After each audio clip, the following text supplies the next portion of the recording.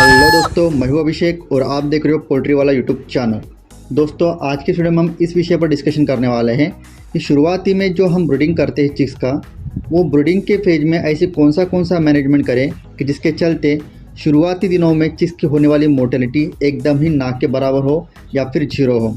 नए poultry farmer जाने अनजाने में बहुत सारी मैनेजमेंट में गलतियाँ करता है, जिसके चलते नॉर्मल रेशो से चिक्स की मोर्टेलिटी ज़्यादा हो जाती है। आज के इस वीडियो में मैं आपको 6 पॉइंट बताने वाला हूँ। अगर ये 6 पॉइंट को अगर आप गौर से अपनाते हो, ध्यानपूर्वक मैनेजमेंट करते हो, तो आपकी चिक्स की मोर्टेलिटी लगभग जीरो हो जाएगी। इसलिए नया पोल्ट्री फार्मर आज का वीडियो स्टार्ट से लेकर एंड तक के पूरा देखिएगा।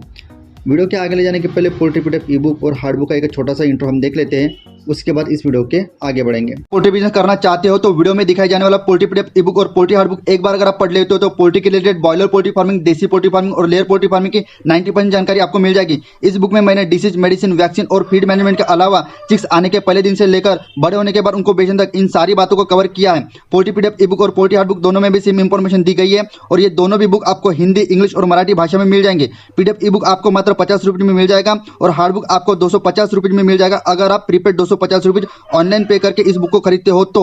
और अगर आप कैश ऑन डिलीवरी पे इस बुक को मंगवाना चाहते हो तो आपको 50 रुपये एक्स्ट्रा कैश कलेक्टिंग चार्जेस पे करना पड़ेगा। अधिक जानकारी के लिए या फिर इस बुक को खरीदने के लिए 91761143 इस व्हाट्सएप नंबर पर मैसेज कीजिए।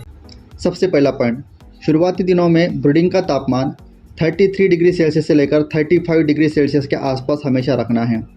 आप सभी को पता होना चाहिए कि ब्रीडिंग सिर्फ और सिर्फ चूज़ों को गर्माहट देने के लिए नहीं दिया जाता। तो जो 30 यानी कि 33 डिग्री से लेकर 35 डिग्री का जो टेम्परेचर हम ब्रीडिंग के एरिया में मेंटेन करते हैं, उसके वजह से जो चूज़ों की ओवरऑल ग्रोथ होती है उस पर भी उसका बहुत बड़ा असर होता है। आप सभी ने एक कहीं ना कहीं बैचेस जो डाले होंगे वहाँ पर देखा होगा कि कभी कभार आपके बैचेस में अनइवन साइज का प्रॉब्लम हो जाता है। कोई चूज़ा बड़ा हो जाता है, कोई चूज़ा छोटा हो जाता है। ठीक है, इसके मुख्यतः 2 कारण होते हैं। एक तो आपकी फीड की क्वालिटी अच्छी नहीं है, या फिर दूसरी जो आपने ब्रीडिंग किया होता है चूज़ों का वो सही तरीके से नहीं किया होता, या फिर वहाँ पर प्रॉपर 33 डिग्री से लेकर 35 डिग्री का टेम्परेचर नहीं होता। तो नया फार्मर किस तरीके से समझे कि मेरे ब्रीडिंग के एरिया में 33 से लेकर 35 डिग्री का टेम्परेचर सही से बन रहा है, उसके लिए आप हाइग्रोमीटर का सहारा ले सकते हो। उस हाइग्रोमीटर को आप चूज़ों के ब्रीडिंग एरिया में अगर रख देते हो तो वहाँ पर का जो भी टेम्परेचर होगा वो आपको उसके डिस्प्ले पर दिखाएगा। अगर आपको वो लेना है तो उसकी लिंक मैं वीडियो के डिस्क्रिप्शन में डाल दूंगा, वहाँ से जाकर आप अमेजॉन से उस हाइग्रोमीटर को ले सकते हो। 250 से लेकर 300 रुपये की चीज़ें बड़ी आसानी से आपको मिल जाएगी और बहुत ज़्यादा फ़ायदा आपको होगा। उसके बाद दूसरा नंबर पर आपको ये चीज़ें करना है दोस्तों कि कमज़ोर चूज़ों को अलग रखें और उन्हें मल्टीविटामिन और इम्यून बूस्टर ज़्यादा दिन तक के चलाएँ। या दोस्तों, आप कितनी भी अच्छी बैच हैचरी से क्यों ना मंगवा लो, कुछ ना कुछ परसेंटेज में वहाँ पर कमज़ोर चूज़े होते हैं। बहुत सारे नए पोल्ट्री फार्मर जाने अनजाने में उनको पता होता है कि ये वाला चूज़ा कमज़ोर है, लेकिन उसको अलग निकाल कर सेपरेट नहीं रखते। सबसे पहले जब कभी भी आपकी चूज़ों की बैच आपके फार्म पर आती हैं, आपको कमज़ोर चूज़े अलग अलहदा करके रख देना है, उनका प्रॉपर अलग मैनेजमेंट करना होता है। नॉर्मल तौर पर हम दूसरा, तीसरा, चौथा दिन जो हमारे नॉर्मल चूज़े होते हैं उनको एंटीबायोटिक और मल्टीविटामिन देते हैं, लेकिन जो हमारे अलग निकाल के जो हम कमज़ोर चूज़े रखते हैं उनको लगभग 10 से लेकर 12 दिन आपको एंटीबायोटिक के साथ मल्टीविटामिन और इम्यून बूस्टर देना चाहिए, जिसके चलते उनको दूसरों चूज़े के मुकाबले ज़्यादा मल्टीविटामिन और इम्यून बूस्टर मिलेगा, जिसके वजह से वो जल्दी से रिकवर हो पाएंगे और दूसरे वाले चूज़ों के बराबरी में आ पाएंगे। तीसरा पॉइंट, शुरुआती दिनों में अच्छे क्वालिटी का फीड जिसको खाने को दे, साथ ही साथ किसी भी प्रकार से फीड के क्वालिटी के साथ कॉम्प्रोमाइज़ नहीं करना है। बहुत सारे हमारे गांव देहात के छोटे फार्मर्स जिनके पास ओरिजिनल गावरान की मुर्गियां होती हैं, है ना, साथ ही साथ कोई छोटे फार्मर होते हैं जो 100-200 चूज़ों की बैच डालते हैं। तो ऐसे में वो क्या सोचते हैं कि कंपनी का फीड खिलाकर मुझे अपनी प्रोडक्शन कॉस्ट ज़्यादा नहीं बढ़ानी है, मुझे कम से कम खर्चे में लो कॉस्ट फीड पर ही मेरे चूज़ों को बड़ा करना है। लो कॉस्ट फीड खिलाकर मुर्गों की जो भी प्रोडक्शन कॉस्ट होती है उसको कम करना एक अलग चीज़ हो गई, लेकिन फीड के क्वालिटी के साथ कॉम्प्रोमाइज़ करके अपने चूज़ों को कमज़ोर करके मरने देना ये अलग चीज़ हो गई।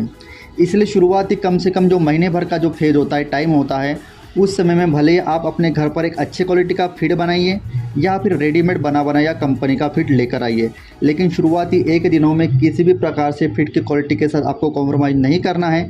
यही सबसे मुख्य वजह होती है कि फीड के साथ कॉम्प्रोमाइज़ किया जाता है शुरुआती दिनों में चूज़ों के, जिसके चलते एक अच्छे क्वालिटी वाला ज़्यादा एनर्जी वाला फीड बच्चों को नहीं मिलता, जिसकी वजह से वो कमज़ोर रहते हैं और उनकी ज़्यादा मोर्टेलिटी होती है।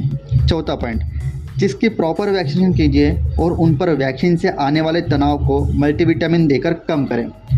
नए पोल्ट्री फार्मर से वैक्सीनेशन करने में भूल हो जाती है। आमतौर पर जो लासोटा और गंबोरो की वैक्सीन हम करते हैं वो 2 तरीके से पोल्ट्री फार्मर करता है।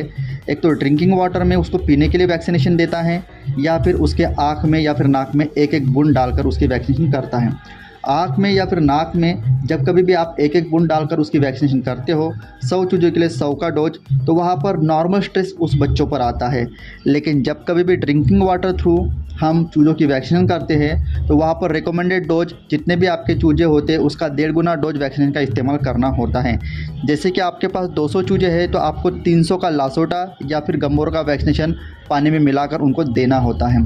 तो ऐसे में मान के चलिए, जस्ट फॉर एग्जांपल, किसी के पास 200 चूज़ों की बैच है, वो मेडिकल में लासोटा की वैक्सीनेशन लेने के लिए गया। मेडिकल वाले के पास 200 प्लस 100 का डोज नहीं था, 300 का डोज नहीं था, तो उसने उसको 500 का जो डोज उसके पास अवेलेबल था वो लासोटा का 500 का डोज फार्मर को दे दिया। फार्मर अज्ञानवश वो 500 का डोज लेके आता है और पानी में 200 चूज़ों को वो 500 का डोज मिलाकर दे देता है।